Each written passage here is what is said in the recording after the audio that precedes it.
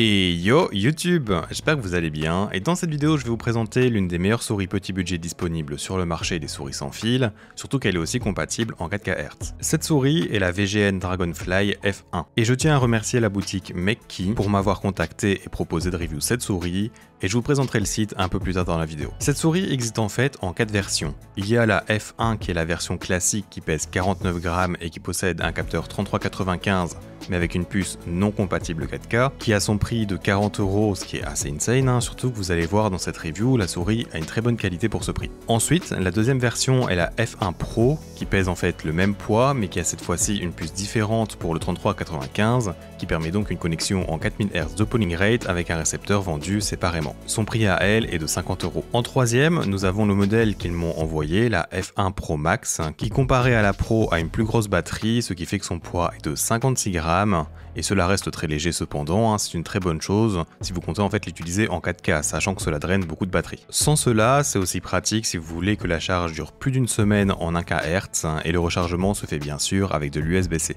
Pour cette version, le prix est à 57 $.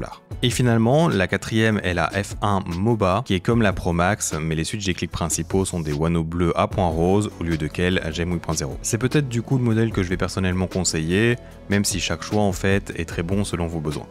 Bien.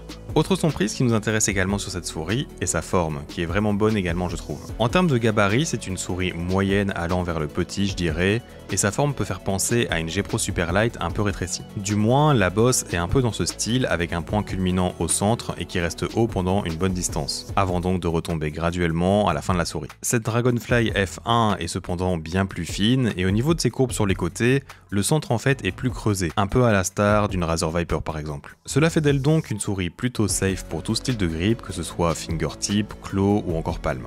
Niveau fingertip, elle marche très bien car elle est assez courte, pas forcément très haute, en plus d'être très légère. Niveau claw maintenant, le point de contact ne sera pas trop large en étant donc vers le centre de la paume, un peu moins arrondi en fait qu'une Superlight. Et pour du palme, je ne la conseillerais pas forcément si vous avez une main de 20 cm sur 10 ou plus, moi ici c'est 18 cm.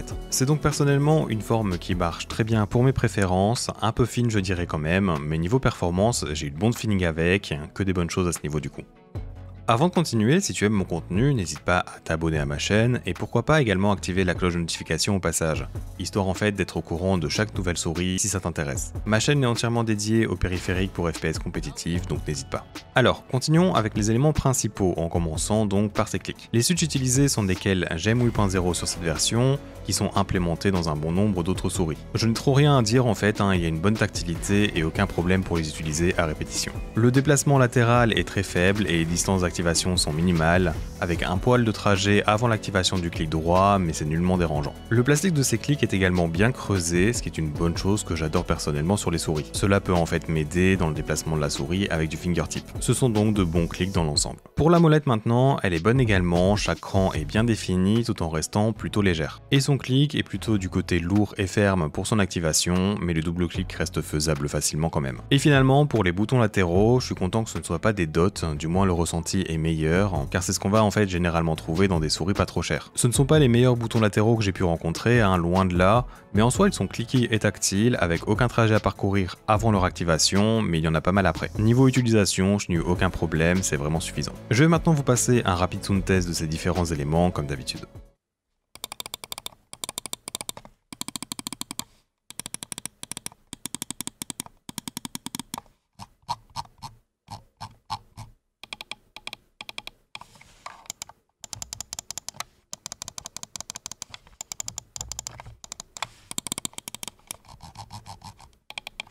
Il nous reste maintenant à parler de toutes les différentes features de la souris. Je vais commencer par indiquer que cette souris est clairement produite dans la même usine que la Ninjutsu Sora. Ça se voit en fait dès l'unboxing qui est une expérience similaire, ainsi que sur le dessous de la souris qui est basiquement la même chose. Il y a le bouton DPI à gauche du capteur, le bouton on-off à droite, et puis il y a un petit clapet pour stocker le récepteur USB de la souris en dessous. Profitons-en pour parler des patins, car comme la Sora, vous avez l'option en fait d'avoir 2 grands larges qui sont posés de base, ou alors d'utiliser 4 petits qui sont fournis avec. C'est le choix que j'ai fait personnellement actuellement car ils sont pas vraiment bons, ils sont en fait trop contrôle par moment et on ressent également beaucoup la texture des tapis. Avec les 4 petits c'était déjà mieux, mais je conseille à terme de les remplacer tout de même pour une meilleure expérience. Et le dernier élément sous la souris est donc le capteur qui sur la F1 Pro et Pro Max sera compatible avec le récepteur 4K. Je n'ai pas su le tester malheureusement en 4K, mais on sait que pour l'instant, en dehors de Razer et G-Wolve, le 4K n'est pas des mieux implémentés. Donc pour moi, ce n'est pas quelque chose qui doit être votre priorité dans l'achat de cette souris pour l'instant. En 1000 Hz, je n'ai observé aucun problème de performance et comme je disais, ça fait longtemps que je n'avais pas eu une autonomie de batterie de plus d'une semaine, ce qui est plutôt cool avec cette version Pro Max. Le logiciel est assez dur à trouver, mais je vous mettrai bien sûr le lien en description, donc voilà. Je n'ai eu qu'à diminuer un peu le Demons Time des clics qui était à 8 ms, sinon le reste était déjà bien réglé, elle est donc limite plug and play finalement.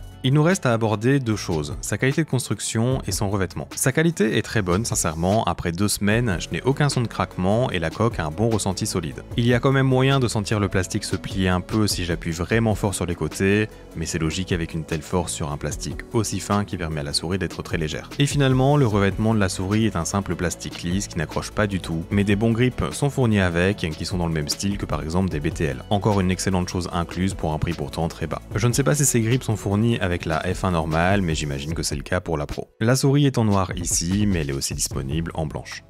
Avant de passer à ma conclusion, je voudrais donc remercier le site MakeKeys qui m'a envoyé cette souris. C'est un site qui envoie en fait des produits à l'international depuis la Chine et c'est globalement la meilleure alternative pour trouver toutes ces sorties en avant-première étant donné qu'ils sont directement sur place. C'est pour moi en fait un choix bien plus safe que par exemple AliExpress car leur service client sera plus réactif et mieux formé étant donné qu'il s'agit d'un revendeur spécialisé pour les souris et tapis de jeu mais aussi des claviers custom, etc. Je vous conseille vraiment d'y faire un tour si vous aimez avoir des produits dès qu'ils sortent.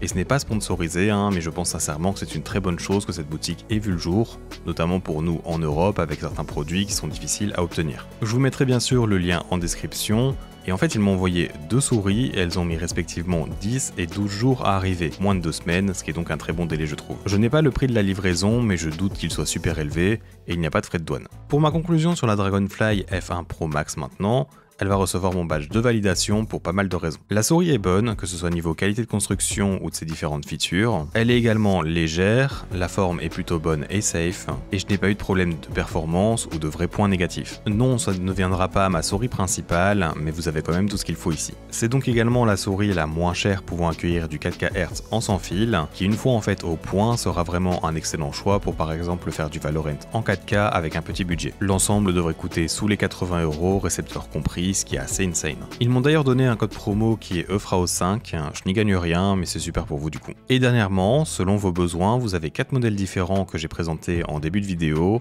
et donc avoir le plus de choix possible, c'est toujours la meilleure des choses pour nous. Je peux donc en fait la recommander sans problème. Voilà, j'espère que la vidéo t'a plu, merci de l'avoir regardé jusqu'au bout, j'espère donc te revoir dans un futur proche, et à bientôt.